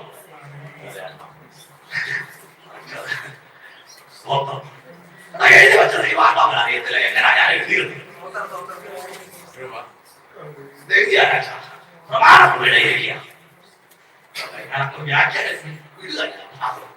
കഥാവ് ക്രമം പറയാം. മോഷ്ടിപ്പാൻ, മറക്കാൻ, മുടിക്കാനുള്ള കള്ളമില്ല. എന്റെ ജോലി നമ്മളിൽ നിന്ന് എന്താണ് മോഷ്ടിക്കണം. നമ്മെന്തോ കള്ള മോഷ്ടിക്കണം. വിശാലികൾ നമ്മിൽ നിന്ന് എന്നാ മോഷ്ടിക്കണം. നമ്മുടെ അമ്മമ്മ രാവിലെ 6:30 എഴുന്നേറ്റ് വന്ന് സോസ്പാനൊക്കെ തലപ്പേ വെച്ചുള്ള വെള്ളമൊക്കെ ചൂടാക്കി തിളച്ച വെള്ളത്തിനകത്തേക്ക് ചായയുടെ പൊടിയൊക്കെ ഇട്ട് അത് ഗ്ലാസിനകത്തേക്ക് ഒരു പഞ്ചസാരയൊക്കെ ഇളക്കി കഴിക്കാത്തെടുത്ത അച്ചാച്ചന്റെ റൂമിലോട്ട് വരിക. അന്നിട്ട ചായക്ക് 10 മിനിറ്റ് കൂടുതൽ ചൂട് കൂടിയിരുന്ന റൂമിലെത്തുന്ന കൈ കൊള്ളി ഗ്ലാസ്സായപ്പോ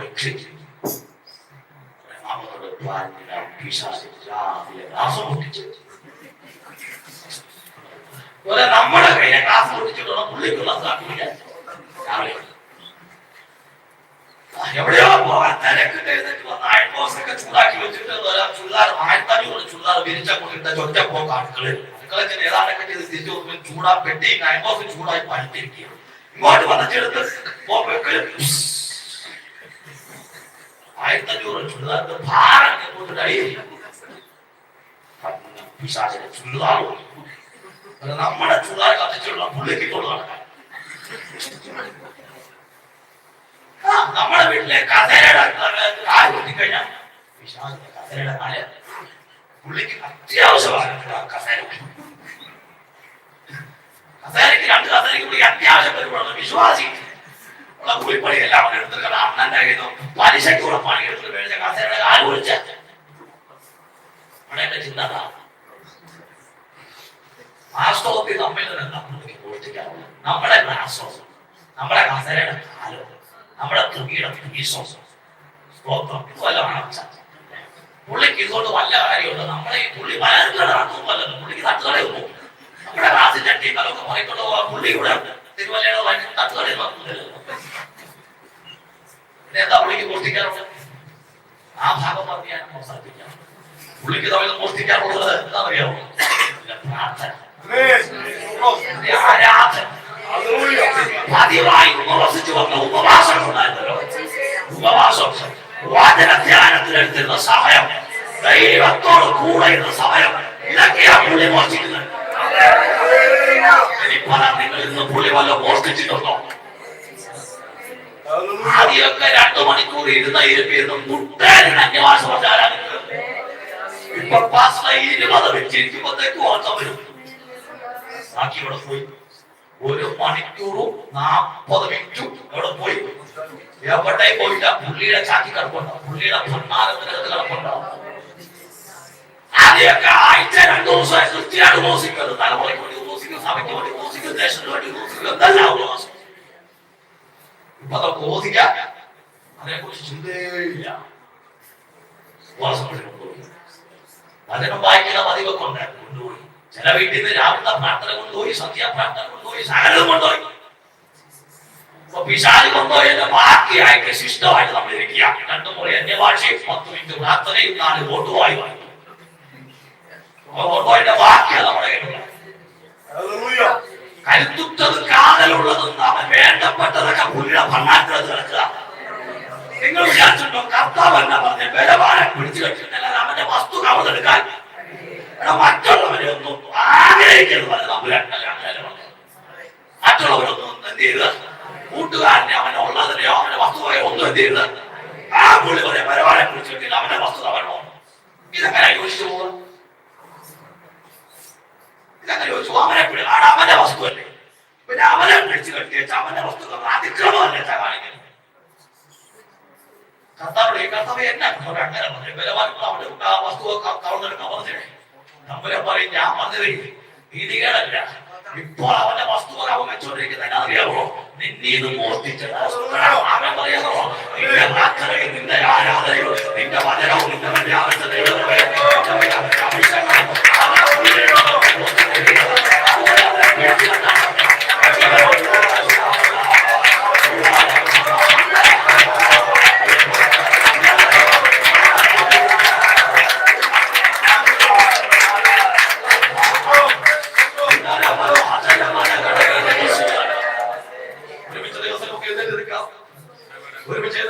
ഒമ്പതാമത്തെ ദിവസത്തിൽ ചിലതിൽ തിരികെ പിടിക്കാൻ നമ്മൾ തയ്യാറാകണം. പിശാച് മോഷ്ടിച്ചുകൊണ്ട് പോയതിന്റെ നന്മകൾ, നിന്റെ ആത്മവരങ്ങൾ, നിന്റെ വ്യാപരിച്ച നിന്റെ വ്യാപരിച്ച ദൈവങ്ങൾ, നിന്റെ വ്യാപരിച്ച തീഷ്ണത, നിന്റെ വ്യാപരിച്ച വിശ്വാസം, വിശ്വാസത്തോട് കൂടെ ഉണ്ടായിരുന്ന വീര്യം, വിജയത്തോട് കൂടെ ഉണ്ടായിരുന്ന സ്ഥിരത തിരികെ പിടിക്കാൻ എത്ര പേര് തയ്യാറാണ്? അവൻ മോഷ്ടിക്കാനല്ലാതെ അവൻ വരുന്നില്ല. ഇതിന്റെ ബാക്കിയാമായി തന്നെ പറയാം, മോഷ്ടിക്കാനല്ലാതെ അവൻ വരുന്നില്ല.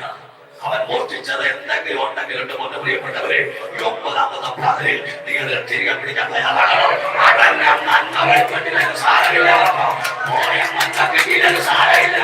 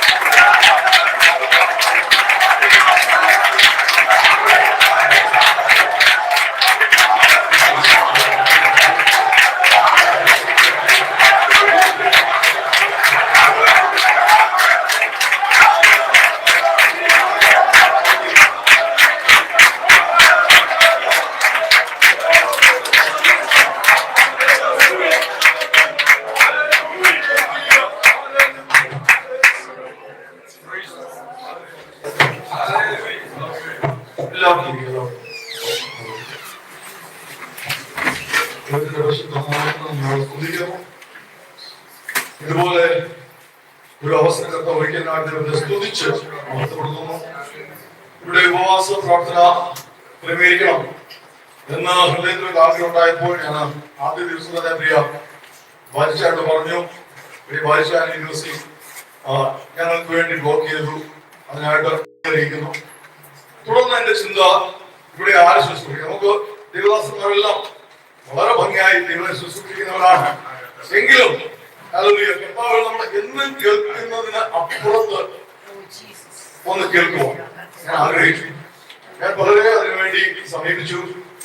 അവസാനം ഞാൻ തുറന്നു പറയുകയാണ്, അനീഷ് കേൾപ്പാറ നമുക്കെല്ലാം അറിയാം, എല്ലാവർക്കും അറിയാവുന്ന ആളാണ്. വളരെ ഭംഗിയാണ് വചനത്തിൽ നിന്ന് ശക്തിയോടെ ശുശ്രൂഷിക്കുന്ന ദേവദാസൻ. പക്ഷേ അദ്ദേഹം തിരിച്ച് റെസ്പോണ്ട് ചെയ്യുവാൻ സമയമെടുത്തു. ആ സമയത്ത് ഞാൻ എന്റെ പ്രാർത്ഥനാ സ്ഥലമാണ് അമൂല്യാണ് പ്രാർത്ഥനാ സ്ഥലം. ഞാൻ പ്രാർത്ഥിച്ചുകൊണ്ടിരിക്കുമ്പോൾ 3 കാര്യങ്ങൾ ദൈവസന്നിധിയിൽ ഞാൻ അർപ്പിച്ചു. കർത്താവെ, ഒന്ന്, ദൈവവചനത്തിന്റെ അടിസ്ഥാനത്തിൽ ഉറച്ചു നിന്നുകൊണ്ട് ശുശ്രൂഷിക്കേണ്ട ദേവദാസനായിരിക്കണം. 2, ഫേമസ് ആയിരിക്കുന്നത്, എല്ലാവരും ലോകം അറിയപ്പെടുന്ന ആളായിരിക്കണം. 3, സ്തോത്രം, സാക്ഷ്യമുള്ളവരായിരിക്കണം. 4, കൃപാവരം പ്രാപ്തനായിരിക്കണം. ഞാൻ ഇത്രയും കാര്യങ്ങൾ ദൈവസന്നിധിയിൽ വെച്ച് പ്രാർത്ഥിച്ചുകൊണ്ടിരിക്കുമ്പോൾ ദുബായിൽ നിന്ന് എന്നെ ഒരു ദേവദാസൻ കോണ്ടാക്ട് ചെയ്തെന്ന് പറഞ്ഞു. പത്തനംതിട്ട ജില്ലയൊന്നുമല്ല, വളരെ ദൂരെ നിന്ന്, കേരളത്തിൽ അങ്ങക്കറിയുന്ന ഒരു ദേവദാസൻ എനിക്കറിയാം. എന്റെ ഭവനത്തിൽ ശുശ്രൂഷിക്കുന്ന ദേവദാസനാണ്. നല്ലൊരു പ്രവാചകൻ, ദൈവത്തിന്റെ ശക്തിയിൽ ഉറച്ചു നിന്നുകൊണ്ട് പ്രവചിക്കുന്ന പ്രവാചകൻ ആണ് എന്ന് പറഞ്ഞു. അപ്പോൾ തന്നെ ദൈവവചനത്തിൽ അടിസ്ഥാനമുള്ളതെന്ന് പറഞ്ഞു. ഞാൻ വേറെ ഒന്നും ചിന്തിക്കാൻ പോയില്ല.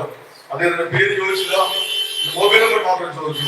അദ്ദേഹത്തിന്റെ വീട് ചോദിച്ചില്ല, ഭൗതികമാണെന്ന് ചോദിച്ചില്ല. ദൈവസന്നിധിയിലിരുന്നു. അദ്ദേഹത്തിന്റെ ആത്മീയമായ കാര്യങ്ങൾ മാത്രം ഞാൻ ദൈവത്തോട് ചോദിച്ചു. കർത്താവ് വ്യക്തിപരമായിട്ടാണ് ദർശനത്തിൽ ഞാൻ ഇവിടെ കാണുന്നത്. എന്നെ വ്യക്തിപരമായിട്ട് ആ വ്യക്തിയെ ദർശനത്തിൽ കാണിച്ചതും അദ്ദേഹത്തിന് മേൽ വ്യാപരിക്കുന്ന ദൈവശക്തിയെ എനിക്ക് കാണിച്ചതും. അങ്ങനെയാണ് ദേവദാസനെ ഇവിടെ ക്ഷണിക്കുവാനായിട്ട് ഞാൻ ആഗ്രഹിച്ചു. അദ്ദേഹത്തെ ക്ഷണിച്ചപ്പോൾ ഒരു കാര്യം ഞാൻ പറഞ്ഞു, ദേവദാസന്റെ രാത്രിയിൽ ദൈവസന്നിധിക്കണം. ഏലിയ സഭയിൽ ശുശ്രൂഷിക്കുവാൻ ദൈവാത്മാവ് പ്രേരണമുണ്ടെങ്കിൽ മാത്രമേ വരാവൂ. പ്രഭാതത്തിൽ അദ്ദേഹത്തിനെ വിളിച്ചു പറഞ്ഞു, കർത്താവ് എനിക്ക് പ്രേരണ തന്നു, എനിക്ക് ദൂത് തന്നു. അതിനാലാണ് ഞാൻ പറയാൻ കാരണം, നമുക്ക് ഈ കാസർഗോഡ് കേൾക്കുമ്പോൾ നമുക്ക് വിളിച്ചത് വേറെയാണ്. പക്ഷേ നമുക്കൊരു ചിന്തയുണ്ട്, കാസർഗോഡ് നിന്ന് ഒരു ശുശ്രൂഷ നമുക്ക് ലഭിക്കുമോ? ഇന്ന് ദൈവം നമ്മെ അതിനായിട്ട് അനുഗ്രഹിച്ചിരിക്കാൻ സകല മഹത്വം ദൈവത്തിൽ. ദൈവത്താൽ മാത്രം ഉണ്ടായതാണ്. എന്റെ കഴിവല്ല, എന്റെ അറിവല്ല. സ്തോത്രം, ഹല്ലേലൂയ. എനിക്ക് ദുബായിൽ നിന്ന് എന്റെ ഒരു സുഹൃത്ത് അയച്ച ഒരു ചെറിയ കോണ്ടാക്ട് മാത്രം. ദേവദാസനെ ധാരാളം അനുഗ്രഹിക്കട്ടെ. അപ്പോൾ തന്നെ ഒരു കാര്യം പറയാൻ ആഗ്രഹിക്കുന്ന ഉച്ച സമയം ദേവദാസനം ഉണ്ടായിരിക്കും. എന്തെങ്കിലും വ്യക്തിപരമായ കാര്യങ്ങൾ പ്രാർത്ഥിക്കുവാനോ ദയവ് മഞ്ഞ പൊഴിയുന്ന ദേശത്തേക്ക് പോകുന്ന ദൂത് അദ്ദേഹത്തിന് വരില്ല. എനിക്കറിയാം. ഞാൻ ആത്മീയമാണ് അദ്ദേഹത്തെ വിവേചിച്ച് പറയുന്നു. അദ്ദേഹത്തിന്റെ അടുത്ത് വരികയാണെങ്കിൽ 1 അധ്യായത്തിൽ ഒരു പ്രവചന ശുശ്രൂഷയെ കുറിച്ച് പറയുന്നുണ്ട്. ആ ശുശ്രൂഷ ആഗ്രഹിക്കുന്നവർക്ക് തീർച്ചയായിട്ടും അദ്ദേഹത്തെ കാണാൻ, സംസാരിക്കാം, പ്രാർത്ഥന ആവശ്യപ്പെടാം, ദൂതുകൾ ആവശ്യപ്പെടാം. അദ്ദേഹം പ്രാർത്ഥിക്കാൻ തയ്യാറായിരിക്കും എന്ന് അറിയിച്ചുകൊണ്ട് ദിവസത്തിലൂടെ ദൈവത്തിന്റെ പരിശുദ്ധമായ നാമത്തിന് നന്ദിയോട് സ്തോത്രം. അനുഗ്രഹീതമായ നല്ല സന്ദേശങ്ങളെ കർത്താവിന്റെ ദാസനൂടെ കേൾക്കാനിടയായി. രൂപാന്തരം വരുത്തുന്ന യേശുവിനെ സുവിശേഷം 1-ാം അധ്യായം മുതൽ 10-ാം അധ്യായം വരെ നാം ശ്രദ്ധിക്കാനിടയായി. നമ്മുടെ ജീവിതത്തിൽ രൂപാന്തരം വരുന്ന സർവശക്തനായ കർത്താവ് നമ്മുടെ മനസ്സിലാകുന്നതിനായിട്ടുണ്ട്. കർത്താവിന്റെ ദാസനെ ശക്തമായ കർത്താവ് ഉപയോഗിച്ചല്ലോ, തന്നെ വീണ്ടും ബലപ്പെടുത്തട്ടെ. നമ്മുടെ ജീവിതത്തിൽ അനുഗ്രഹമായി തീർന്നുവല്ലോ. കർത്താവിന്റെ കരങ്ങളിലേക്ക് ഏൽപ്പിച്ച് നമുക്ക് ദൈവത്തോട് പ്രാർത്ഥിക്കാം. പ്രിയ സജീവതോട് ഇപ്പോൾ പ്രാർത്ഥിക്കാം.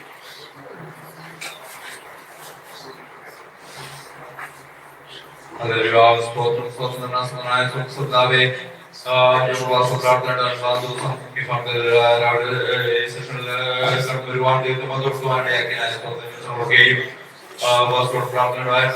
ദിവസങ്ങളൊക്കെ മീറ്റിങ്ങുകളൊക്കെ നടപ്പാനിടയാക്കിയ സ്തോത്രം.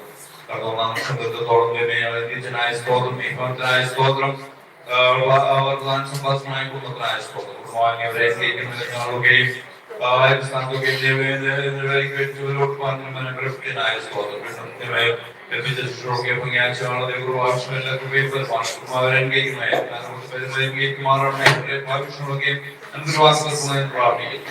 കാര്യങ്ങൾ പ്രാർത്ഥിക്കാനൊക്കെ ഇടയായി. ക്ലാസ്സിനായി സ്തോത്രം, ക്ലാസ്സിനോട് കേൾപ്പിച്ച ആലോചനയ്ക്കായി സ്തോത്രം ചെയ്യുന്നത്.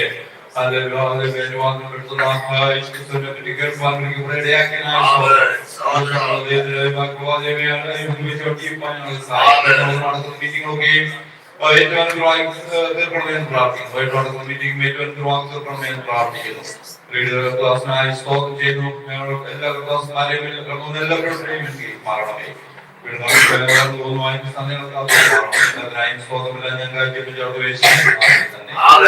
പിതാവായ ദൈവത്തിന്റെ സ്നേഹവും പുത്രനായ യേശുക്രിസ്തുവിന്റെ കൃപയും പരിശുദ്ധാത്മാവിന്റെ സമത്വവും സഹവാസവും ഇവിടെ കടന്നു വന്ന എല്ലാ പ്രിയപ്പെട്ടവരുടെ കുടുംബത്തോടൊപ്പം അതിന് സംസാരിച്ച കർത്താവിന്റെ ദാസനോടുകൂടി ഉണ്ടായിരിക്കുമാറാകട്ടെ. കർത്താവായ യേശുക്രിസ്തു വരട്ടെ എന്ന ദൈവത്തെ നമുക്ക് സ്തുതിക്കാം. Hallelujah, hallelujah, hallelujah. ദൈവം അനുഗ്രഹിക്കട്ടെ.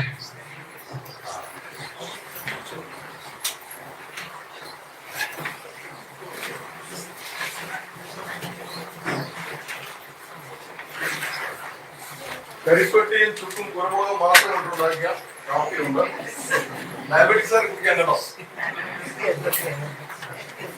ഇത് റെഡിമേഡ് അല്ല, വീട്ടിൽ തന്നെ പൊടിച്ചുണ്ടാക്കിയതോ.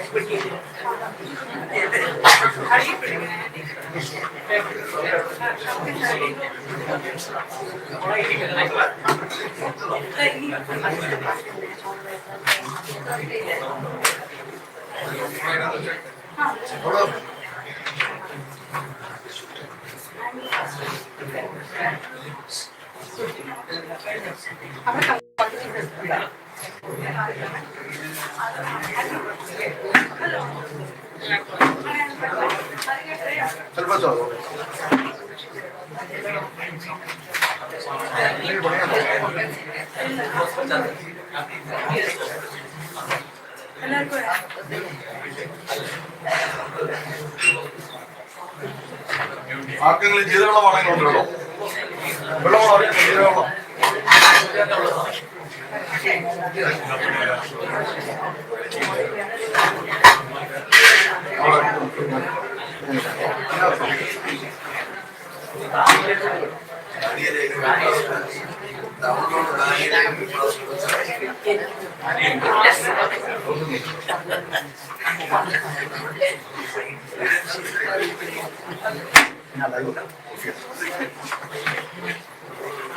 Ahí